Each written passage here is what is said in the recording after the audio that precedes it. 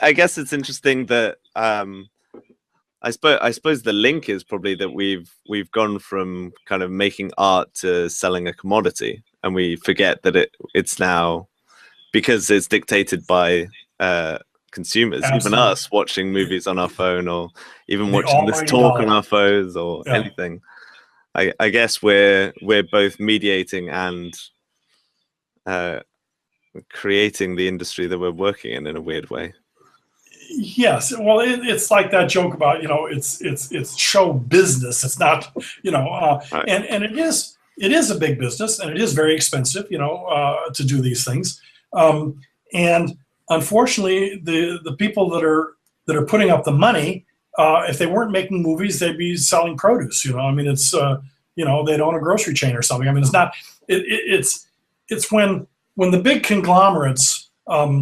And the big mega corporations started buying the media companies and buying the studios, and stuff like that. They, like Gulf and Western, that owned Paramount. Paramount Pictures, the whole studio was only a little tiny part of their business. They're basically an oil company. And so they hope that the movie business does well and all, but it's not in their hearts the way when the studio, when MGM was Metro-Goldwyn-Mayer, and it was owned, not owned, but it was headed up by a real studio head who, their whole life was movies, and they were involved in the whole studio, cast players and the actors training and the camera departments, the studio camera departments and all these things. That was their business. They didn't have all these other businesses.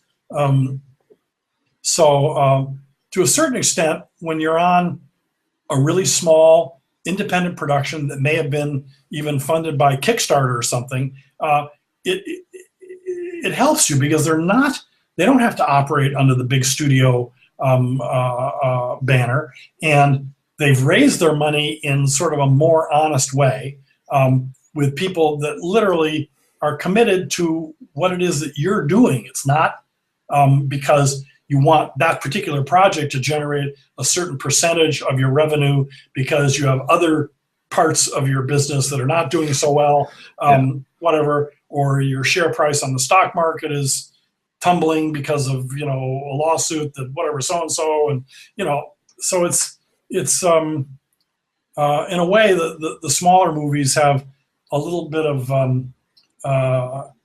I felt that way even on the Warren Beatty movie that I did, because Warren was the star, the producer, the director.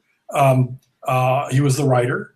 It was totally a Warren Beatty production, and sure, he had finance people. He had the Australian guy Packer, who has a ton of money. He had actually Brett Ratner, who's got a lot of money and has produced and also directed the Rush Hour movies and all that sort of stuff. But so he had outside money. It wasn't all his money, but he was the one who was in power. He didn't have to go to the studio and ask a question or anything. So what Warren wanted would be what